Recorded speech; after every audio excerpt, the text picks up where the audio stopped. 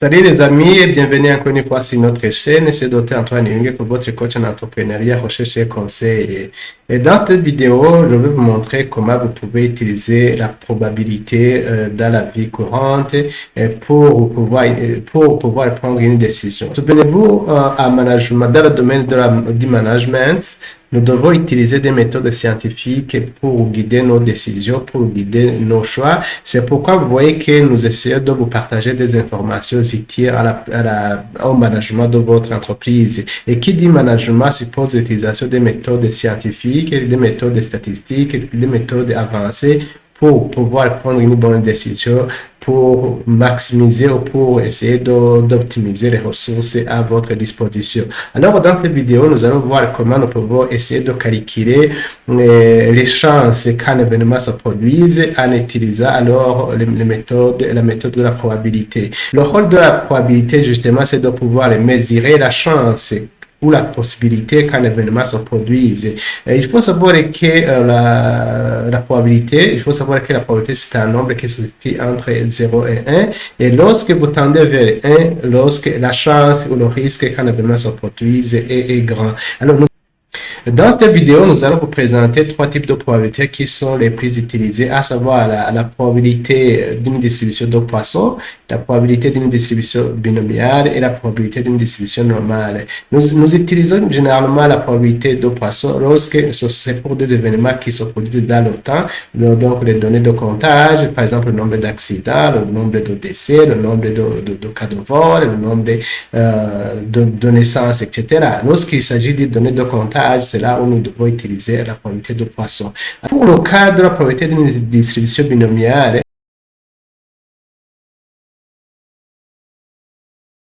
elle est utilisée lorsque l'événement d'intérêt a deux modalités. Soit c'est oui ou c'est non, soit le client est défaillant ou non, soit il y a l'échec ou succès, etc., etc. Et pour le cas de la probabilité de distribution normale, ce sont des événements qui se produisent d'une façon normale, sans conditionnalité, mais qui sont répétitifs, et donc on peut observer d'une façon générale de la vie courante. Nous allons alors à l'aide des exemples concrets vous montrer comment vous pouvez estimer alors ces différentes probabilités et voir la chance de chaque événement pour qu'il se produise. Donc voilà les amis, c'est ça que nous allons voir. Alors nous allons commencer par la loi de probabilité de Poisson. Je vous rappelle qu'ici dans R, j'évite de mettre les accents parce que des fois, même si des fois vous voyez que j'ai mis des accents, mais j'évite vraiment d'utiliser des accents parce que ça fait me causer des ennuis quand je suis en train de faire des programmations. Alors, je vous rappelle alors pour le cas de la loi de Poisson, elle décrit en fait la probabilité qu'un événement se réalise et dira un intervalle de temps donné. Elle s'applique aux événements rares. Par exemple, quand il faut compter le nombre d'appels qu'on reçoit dans une centrale d'appel, par exemple, s'il faut compter le nombre d'accidents sur une route, ou bien le nombre de clients qui se présentent durant un temps déterminé. Alors, dans ce cas, s'il faut compter, s'il faut faire le comptage, il faut savoir que vous êtes dans le cas de la loi de Poisson. Alors, comment est calculée la probabilité? Donc, voilà la probabilité pour calculer la probabilité d'un événement. Donc, nous avons besoin d'un paramètre. Le paramètre, c'est l'espérance. C'est ça qu'on a besoin de savoir, de connaître. Il faut savoir où la moyenne. La moyenne, par année, on a combien de visiteurs, par semaine, on a combien d'accidents. C'est ça qu'on a besoin de voir. Donc, cette espérance-là. Alors, ce qu'il faut savoir, c'est que l'espérance, pour la trouver, vous prenez la probabilité et vous multipliez par le nombre de décès. Alors, ici, nous allons partir justement d'un exemple réel et alors vous montrer comment vous pouvez calculer alors ces différentes probabilités. Supposons qu'une assurance ici, une assurance enregistre une déclaration d'un accident par jour. Donc, nous sommes dans une institution d'assurance et puis par jour, on voit qu'il y a une déclaration d'un accident. Alors, supposons que le nombre d'accidents par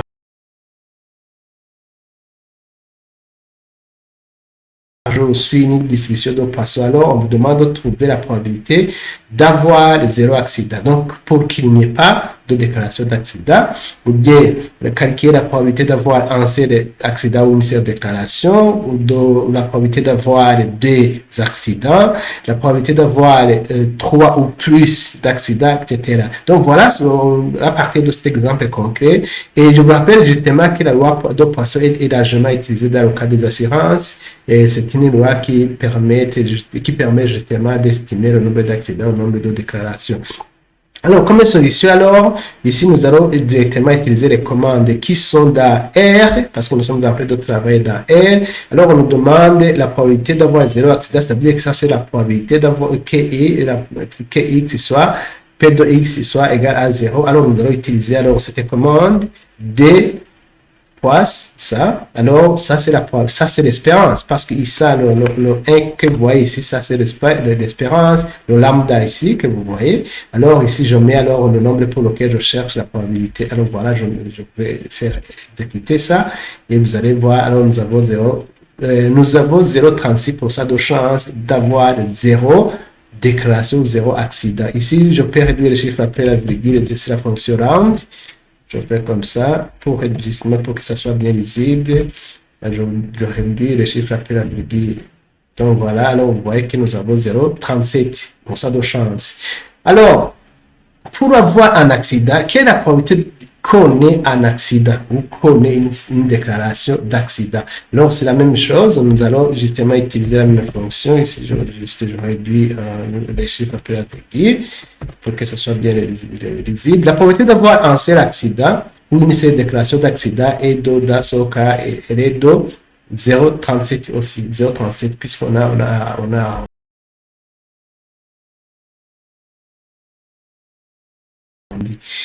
Ok, nous continuons les amis. Alors, quelle est la probabilité d'avoir des accidents? Ici, comme vous le voyez, je ne fais que juste indiquer donc l'espérance et le nombre pour lequel je vais calculer le nombre d'accidents. Alors ici, la probabilité d'avoir des accidents, elle est de combien? Elle est de 0. Vous voyez que la probabilité d'avoir des accidents, elle est de déclaration, elle est de 0. Et puis, alors, nous calculons, pour justement calculer toutes les probabilités, la probabilité d'avoir 0 accident, 1 accident, 2 accidents, on peut le faire directement ici. Je vais faire juste le round pour réduire le chiffre après la virgule. 2. Donc voilà, pour avoir toutes les probabilités, voilà, nous avons 0,37. Ici, nous avons la probabilité d'avoir 0 accident, 2, 1 accident et 2 accidents. 2 ici, je vais trouver combien? Voilà. Je ne sais pas pourquoi ici on a... Ah, pardon, ici, pardon, je m'excuse. J'ai mis la fonction round, mais je n'ai pas spécifié combien de chiffres il faut mettre. C'est pourquoi vous voyez que la machine a mis 0. Donc voilà, c'est 18. Voilà. Ici, alors, comme je le disais, ici, c'est de calculer la probabilité qui va d'avoir 0 accident, 1 accident, 2 accidents. Donc, vous voyez que la machine peut calculer ça automatiquement. Donc, c'est ça que vous voyez ici. 0,37 pour avoir 0 accident, 0,37 pour avoir un accident et 0,18 pour avoir des accidents. Si je veux, par exemple, calculer la probabilité, donc, successivement, d'avoir, par exemple, 5 accidents, par exemple, ici, je peux mettre 5. Regardez ici, quand je mets 5 ici, je calcule la probabilité d'avoir 0 accident, 1 accident, 2 accidents, 3, 4. Donc ici, vous voyez que, regardez, je vais essayer de... Ici, vous voyez que nous avons 0,37, 0,37, 0,18, 0,6, 0,2, 0,2 et 0,5. Ici, c'est la probabilité d'avoir 5 accidents et ici, c'est la probabilité d'avoir 4 accidents. Alors, ici, vous voyez, c'est la probabilité d'avoir 3 accidents. Donc, ici, alors, on avait déposé ça. La probabilité d'avoir 3 accidents, c'est, voilà. Non, ici, c'est la probabilité d'avoir plus de 2 accidents, plus de 3 accidents, pardon. La probabilité d'avoir plus de 3 accidents, normalement, c'est, vous voyez, plus, 3 ou plus d'accidents, c'est 1, normalement, moins la probabilité d'avoir 3 accidents. Donc, c'est ça, justement. C'est 1 moins la probabilité d'avoir des accidents. Voilà. Voilà, je vais faire comme ça.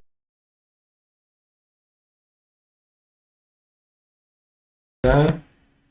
Donc, vous voyez que c'est 0, 0, 8. La probabilité d'avoir plus de 3 accidents, vous voyez que c'est 0,8. Ici aussi, je peux utiliser cette fonction.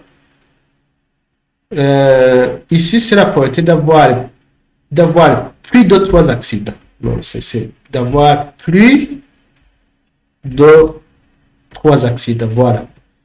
Voilà. La probabilité d'avoir plus de 3 accidents, justement, vous voyez que c'est 1 moins la probabilité d'avoir 2 accidents. Donc, c'est ça. Ici, alors, cette fonction, vous voyez que ici, quand on met farce, lower tail égale farce, ça veut dire que c'est plus de 3 accidents. Par défaut, normalement, lower tail, c'est trop. Donc, c'est inférieur, la probabilité inférieure. Mais comme nous voulons la probabilité qui est d'avoir plus de 3 accidents, alors vous voyez que nous allons utiliser ça. Mais si on disait, par exemple, donc vous voyez que c'est 0, 0,8. Ici, si on disait d'avoir, par exemple, ici, si la probabilité d'avoir plus ou égal, donc supérieur ou égal à 3, ici, ça sera, quand je mets P de X supérieur ou égal à 3, alors dans ce cas, je vais utiliser ici, ici, je mets 3 au lieu de mettre 2 parce que c'est supérieur ou égal à 3. Donc voilà, alors je vais calculer comme ça. Donc voilà, c'est 0,2.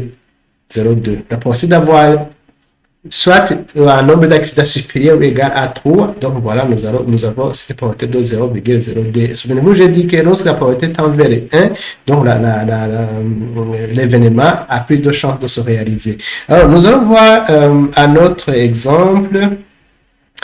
Sur toujours le nombre d'accidents, et ça c'était pour le cas de l'assurance. Maintenant, nous voyons sur le cas des accidents de roulage.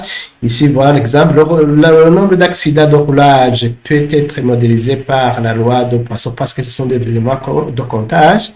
Le nombre moyen d'accidents est de 6, disons par jour. D'accidents, 6 accidents par jour, disons, non, par mois. Par mois. Voilà, par mois. Alors, la question, quelle est la probabilité d'avoir 8 accidents par mois? Quelle est la probabilité d'avoir 8 ou moins de 8? Donc, c'est inférieur ou égal à 8. Ici, quelle est la probabilité d'avoir 8 ou plus d'accidents? Plus de 8 accidents par mois et d'avoir plus de 8 accidents par mois. Et voilà. Et on peut aussi ajouter entre... la probabilité d'avoir, par exemple, ici, des accidents compris entre 8 et 10 et 12. D'avoir des accidents, d'avoir entre 9 et 12 accidents par mois. Voilà. Alors, comment calculer cela? Comme je vous l'ai dit, normalement, les formules, je vais ignorer, mais je vais vous montrer. La probabilité d'avoir 8 accidents, donc voilà, P de X égale 8, voilà. Je vais juste effacer ça. Donc, pardon, la probabilité d'avoir 8 accidents, justement, c'est de, voilà, elle est de 0,10. Ici, comme je vais toujours faire, je fais le round pour réduire le chiffre après virgule. Voilà, je vais mettre 2 chiffres. Voilà. Donc, c'est de 0,1. La probabilité d'avoir 8 ou moins de 8, donc c'est cumulatif. Donc, normalement, c'est la probabilité d'avoir 0 accident plus la probabilité d'avoir 1 accident, 2 accidents plus jusqu'à 8 accidents, puisque c'est cumulatif. Alors, la probabilité d'avoir plus ou moins 8 accidents, c'est de, donc c'est ça, je vais juste mettre le round pour réduire le chiffre après la virgule. J'aime rendre les choses lisibles. Donc voilà, la probabilité d'avoir 8 ou moins, donc vous voyez que la probabilité d'avoir plus ou moins 8 accidents, donc c'est de 85. Donc vous voyez que nous tendons vers, il y a plus de chances qu'on ait des accidents inférieurs ou égaux à 8. C'est ça que ça signifie, inférieur ou égal à 8. La probabilité d'avoir 8 ou plus d'accidents, donc alors 8 ou plus d'accidents, alors donc ça peut être 8 ou plus de 8. Donc ça devient la probabilité justement ça devient 1 moins la probabilité d'avoir 7 accident. Donc ici, ça sera comme ça. Donc voilà, c'est 2,025. Je peux alors faire round. Ici, nous sommes dans la loi de Poisson. Nous sommes dans la loi de Poisson. La probabilité d'avoir 8 ou plus d'accidents, ici j'ai oublié de mettre les chiffres, elle est de 0,26. Alors, la probabilité d'avoir plus de 8 accidents, cette fois, plus de 8 accidents, c'est justement la probabilité d'avoir, c'est 1 moins la probabilité d'avoir 8, d'avoir 8, donc c'est le cumul jusqu'à 8, puisque le 8 n'est pas inclus cette fois-ci. Donc, vous voyez que c'est 1 moins P de 8, ou en utilisant l'autre fonction, je vais toujours faire le round, ici. Ici, nous sommes toujours sur la loi de Poisson. Alors, voilà, c'est d'avoir plus de 8 accidents, c'est donc rapporté, c'est d'avoir plus de 8 accidents, c'est de 0,15. Nous pouvons utiliser aussi cette fonction. Alors, quand je fais lower tail égale face, ça veut dire que c'est supérieur. Mais par défaut, je vous ai dit que c'est, par défaut, c'est true pour dire inférieur. Si je mets alors 2, vous allez voir qu'on a le même résultat. Ça, c'est toujours la loi de Poisson. Donc, vous voyez que c'est toujours la même chose. Alors, maintenant, la probabilité d'avoir entre, j'avais mis combien? Ici, j'avais mis, dans l'énoncé, j'avais mis entre 9 et 12. Donc, ici, la probabilité d'avoir entre 9 et 12 accidents, ici, j'ai mis 9. Ici, j'ai mis 12. La probabilité d'avoir entre 9 et 12 accidents, justement, d'obtenir la probabilité d'avoir 12 accidents, moins la probabilité d'avoir 9 accidents. Ça. Donc voilà, je vais faire le round pour rendre les choses plus ou moins lisibles. Donc je vais mettre 2 ici. Voilà, la probabilité d'avoir entre 9 et 12 accidents, c'est de 0,08. Donc voilà les amis, ça c'est la probabilité de Poisson. Donc voilà, pour le cas où vous devez pratiquer les événements liés au comptage, alors vous allez utiliser la loi de Poisson.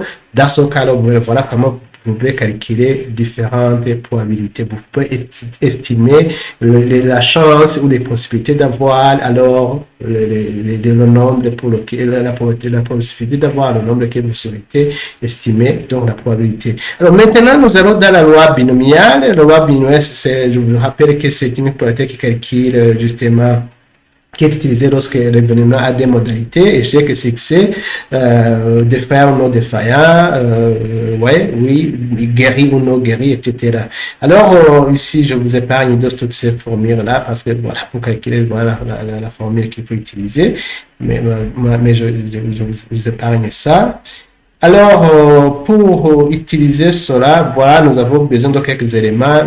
Quand nous utilisons des binômes, ici, c'est pour calculer la probabilité d'avoir, donc pour un point donné, d'avoir les 2, 3, 4, etc. Et puis, probabilité, ici, vous voyez que si nous utilisons cette fonction des binômes, c'est pour calculer la probabilité d'un point donné. Alors, ici, si nous utilisons P binôme, nous devons calculer la probabilité cumulative de l'événement. Quand je dis inférieur, avoir 8 ou moins par exemple, c'est ça là où il faut utiliser cette fonction.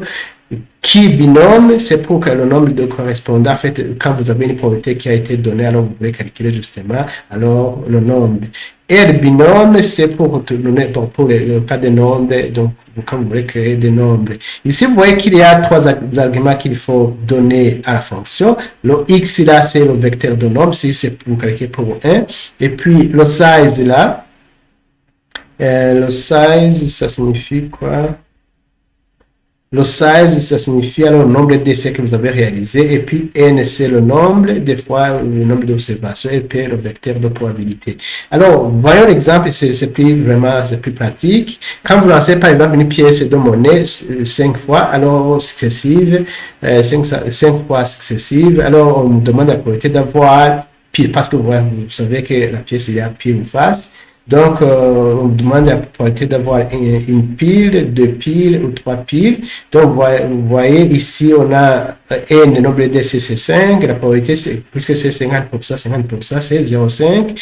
Alors, on nous demande alors ces différentes probabilités. Ici, pour avoir le 0, justement, 0, la probabilité d'avoir, on nous a demandé, quelle est la probabilité d'avoir un pile. Ici, on nous a demandé un pile. Donc, c'est parce qu'on va voir, on va voir, c'est 1 ou 0, c'est ou et 0, soit on a pile ou on a face. La probabilité d'avoir un pile, donc bon, je peux sauter ça. La probabilité d'avoir ici un pile, donc ça veut dire, vous voyez que c'est 1. Size, c'est, on a lancé 5 fois, alors la probabilité, c'est parce que c'est 50%, alors voilà, alors la probabilité d'avoir un pile, c'est 0,15. Voilà. Et puis, pour le cas, ici, pardon, ici, ça doit être 1. On nous a dit 1. Et puis, en bas, on nous a dit 2.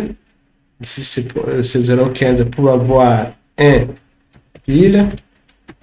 Et là, ici, je vais mettre justement 2. Et puis, la probabilité d'avoir deux piles, c'est ça qu'on nous a demandé. Si je vais faire le land, pour réduire le chiffre après avec la virgule, je mets 2 ici.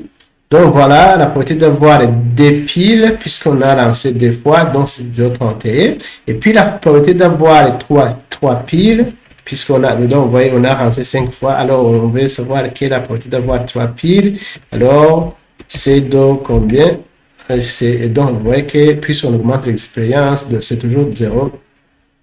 Donc je vais voir. C'est 0,31. Voilà. Alors, on va encore une fois donner un autre exemple. Je vais vous donner un autre exemple justement pour pouvoir vous aider à fixer en fait, l'utilisation de cette loi. Donc, vous voyez qu'ici, soit on a pile ou on a face. C'est pourquoi on vous a dit que la loi de probabilité binomiale est utilisée lorsque vous avez des modalités, des issues possibles, des réponses possibles. Ici, on donne un autre exemple. Les enregistrements médicaux indiquent que 75% des malades d'une maladie X en meurent. Quelle est la probabilité que parmi 6 malades choisis au hasard 4 soient guéris? Donc, vous voyez qu'on a choisi 6 et on demande que la probabilité que les 4 au hasard choisis soient guéris. Ici, vous voyez que la probabilité d'être guéri, puisqu'on a 75% de chances de mourir, donc la probabilité d'être guéri, c'est de 25%, c'est 100% moins 75%, donc la probabilité d'être guéri, c'est de 0,25, alors que la probabilité de mourir, c'est de 75. Alors ici, toujours nous sommes dans la loi binomiale, vous voyez qu'elle nous montre justement le nombre pour lequel nous cherchons la probabilité, vous voyez l'expérience, le premier on a choisi 6, alors la probabilité d'être guéri, c'est de 25, alors quelle est la probabilité que 4 personnes qui sont choisies au hasard soient guéries? Alors voilà, c'est ça qu'on veut calculer. Donc voilà, elle est de 0,3. Donc vous voyez qu'elle est vraiment très faible. Référence. Donc voilà, elle est très faible. Vous voyez, hein? Donc vous voyez que la probabilité est utilisée partout, même dans le domaine médical, partout. Alors je donne un troisième exemple. Justement, pour fixer les idées, c'est vraiment presque la même chose. Voilà. Quelle est la probabilité d'avoir 26 faces ou moins dans 51 lancés d'une pièce de monnaie? Donc, vous avez lancé 51 lancés, mais cette fois-ci, on vous demande la probabilité d'avoir justement 26 faces. Donc, vous voyez que c'est juste 26 faces qu'on cherche. La size, nombre de lancers et la probabilité, puisque c'est justement la pièce, c'est pile ou face, 50%. Donc voilà, je vais exécuter directement ça. Là, nous avons 61% de chance d'avoir 21 faces. Donc voilà, je vais faire là du 2. Donc nous avons 61%. Donc vous voyez que nous tendons vers 1. Alors, un autre exemple, combien de faces ont une probabilité de 25% quand on a 51? Ça, c'est la probabilité pointille. Alors, voilà, combien de faces ont une probabilité de 25% quand on lance 51 fois une pièce de monnaie? Donc, il faut ici indiquer cette probabilité, la size et la probabilité. Alors, on a combien de... Ici, on a 23. Et donc, on a On peut, si, avec une probabilité de 25%, on peut avoir 23 faces. Donc voilà. Voilà les amis, ça c'était pour la probabilité qui suit une loi binomiale et qui est utilisée, la loi binomiale qui est utilisée lorsque vous avez la variable réponse à deux modalités ou le phénomène sur lequel vous vous intéressez à deux modalités. Alors voyons cette fois-ci la loi normale et souvenez-vous, toutes ces lois que nous sommes entrées, que ce soit la loi qui suivant la distribution d'un poisson ou la loi binomiale, toutes ces lois peuvent être estimées par la loi normale, mais il y a des conditionnalités en termes de nombre. Plus le nombre augmente, alors on peut estimer les lois de probabilité d'un poisson binomial selon la loi normale. Alors je vous donne ce devoir-là, il faut chercher quel est le nombre qu'il faut pour pouvoir estimer la loi de Poisson et la loi binomiale par la loi normale. Alors voilà, on va voir des exemples aussi. Et ici, pour les paramètres de la loi normale, il y a le paramètre mi ou la moyenne et l'écart type. L'écart type, ici c'est écart type. Voilà. Alors, je vais vous donner justement des exemples, et ça vous permet justement de bien comprendre. Ici, supposons que nous sommes dans une institution bancaire ou dans une banque ou dans une microfinance et vous analysez le temps moyen de traitement d'un dossier de crédit, une demande de crédit par exemple. Alors, vous trouvez par exemple que le temps moyen d'analyse d'un dossier de crédit est de 1,6 minutes. Bon, ça peut être en heure, ça peut être en jour, tout ce que vous voulez. Mais ce qui nous importe, c'est le temps moyen nécessaire pour analyser un dossier. Et alors, vous regardez en termes de variation, l'écart type. Ça peut être 1,6, mais ça peut être en dessous. Donc, là, c'est ça l'écart type. Ça veut dire 1,6 moins 0,22. Ou bien ça peut être au-delà. Ça veut dire 1,6 plus 0,2. Alors, voilà la situation. Pour analyser un dossier, ça prend en général 1,6 minutes ou 1,6 jours ou 1,6 heures. Mais avec un écart type, donc variation par rapport à la moyenne, de 0,22 minutes. Alors, on nous demande, la première question, quelle est la probabilité pour que le temps d'analyse du dossier soit inférieur à 1 minute, puisque normalement ça prend 1,6, mais quelle est la probabilité que votre dossier soit traité en dessous de 1 minute? Donc voilà, j'indique la minute là que je vais analyser, et puis j'indique la moyenne, et puis je montre aussi l'écart type. Voilà. Comme je l'ai dit, low Taylor, c'est trop, parce que je vous ai dit que par défaut, normalement, vous n'avez pas besoin de mettre ça. Par défaut, même si vous ne vous effacez ça, par défaut, c'est trop. Alors voilà, alors cette probabilité, comment elle est calculée? Donc, c'est la probabilité que le dossier soit analysé dans moins d'une minute, elle est de 0,234. Donc, voilà, la probabilité, vous voyez qu'elle n'est pas vraiment grande. Et puis, ici, vous voyez que nous avons le même résultat. Vous pouvez aussi écrire comme ça, c'est la même chose. Puisque je vous ai dit qu'il par défaut, c'est low Taylor égale true. Alors, quelle est la probabilité que le temps d'analyse de votre dossier soit supérieur à 2 minutes cette fois-ci? Puisque le temps moyen c'est de 1,16, quelle est la probabilité que le temps d'analyse du dossier soit supérieur à 2 minutes? Donc voilà, c'est 2. Voilà, maintenant c'est supérieur à 2 minutes. Supérieur. Avant c'était inférieur ou égal. C'est pourquoi on avait lower pointer égal true. Maintenant, puisque c'est supérieur, alors justement, on va mettre faux. Voilà. Pour que le temps d'analyse soit supérieur à 2 minutes, alors la probabilité, pardon, ici il faut mettre, oui, c'est. Donc parce que round, j'ai mis round ici, normalement, je devrais avoir 3 chiffres après la virgule. Hein. Je veux voir pourquoi, je vais voir si c'est bien écrit. Comme ça, voilà. Cette parenthèse là, boucle c'est ici. Et ici, normalement, je devrais avoir les 3 chiffres après la virgule. Et bien pour calculer aussi, pour voir si c'est correct ou pas, normalement, c'est 1 moins la probabilité que le temps soit de 2 minutes. Alors, je vais voir si c'est toujours 0, ou bien si c'est oui, ben voilà, vous voyez les amis, c'est 0,000. Alors, quand j'arrondis, c'est round 2, il y a 2 parenthèses ouvertes. Donc, normalement, tu devrais avoir 0,00, c'est la même chose que 0. Alors, je pouvais utiliser aussi comme ça, c'est la même chose. Donc là, vous voyez que je vais avoir le 0, quand je mets round ici, round, pour réduire le chiffre après la virgule, quand je réduis le chiffre après la virgule à 3, je vais voir ce que ça me donne. Donc, vous voyez que c'est 0. Voilà, c'est la même chose. Vous voyez que c'est la même chose quand j'arrondis à 0. 0 chiffre après virgule, parce que ça devient 0,00, c'est presque 0. Alors, quelle est la probabilité que le temps d'analyse soit compris entre 1,25 minutes et 1,75 minutes? Donc, normalement, c'est la probabilité de ça, moins la probabilité de ça.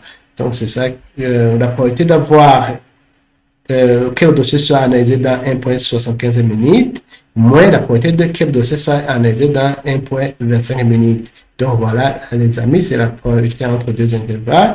Donc elle est de 0,34.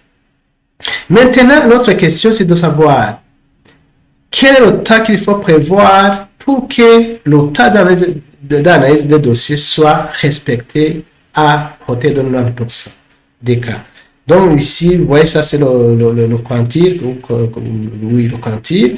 Nous indiquons ici la probabilité, et puis nous indiquons la moyenne et l'écart type. Alors, je fais exécuter ça. Il faut prévoir combien de temps? Il faut prévoir 1 minute et 44. Alors, ça veut dire que à 90%, ça peut être analysé quand vous prévoyez 1,44 minutes. C'est ça que ça signifie. Alors, je vous donne un autre exemple, au dernier exemple. Le temps nécessaire pour qu'un médicament de mode tête réagisse sur une diffusion normale de moyenne 16 minutes. En moyenne, quand vous prenez le médicament, en moyenne, après 16 minutes, vous êtes soulagé. Mais ça peut aller à 18, donc 16 plus 2 minutes, ou bien ça peut aller en dessous. Ça veut dire 16 moins 2 à 14 minutes peut être soulagé. Alors, on vous demande quelle est la probabilité qu'un malade soit soulagé dans moins de 10 minutes. Donc voilà, c'est presque similaire. C'est juste de vous montrer les différents usages de la probabilité. La probabilité pour qu'il soit soulagé dans moins de 6 minutes, elle est de... pardon, je vais faire réduire les chiffres après la virgule, comme ça. 2. La probabilité pour qu'il soit soulagé dans moins de 6 minutes, de 10 minutes, donc voilà, elle est... je vais ici exécuter. Elle est de 0, puisque le temps c'est voilà, c'est de 16 minutes. Pour que vraiment elle soit soulagée à moins de 10 minutes, vous voyez que c'est vraiment la probabilité tend vers 0. Par exemple, si je disais P de X, par exemple P de X, par exemple, égal, inférieur ou égal... inférieur ou égal, par exemple, 15 minutes, vous allez voir que la probabilité va tendre vers, justement, va augmenter. Voilà, c'est 31. La probabilité pour qu'il soit guéri et il soit soulagé dans moins de 15 minutes, ou dans 15 minutes, c'est de 15%. Alors, ici, nous cherchons à savoir la probabilité que ça prenne entre 13 et 19 minutes pour qu'il soit soulagé. Donc voilà, c'est la probabilité de 19 moins la probabilité de 13. Alors voilà le résultat. Je vais juste réduire les chiffres après la virgule, round, comme ça. Je mets 2. Voilà. Donc voilà, c'est de 0,80. Donc vous voyez que la probabilité est élevée. Combien de minutes est nécessaire pour être soulagé avec une probabilité de 25%? Donc voilà, c'est la probabilité quantile. Ici, vous voyez, je mets ici, ça c'est la probabilité, ça c'est la moyenne, et ici, ça l'écart type. Donc voilà, dans 14 minutes, il faut prévoir 14 minutes. Dans 14 minutes, il sera à 25% soulagé. Je mets round. Ici, comme ça. Alors, je mets 2.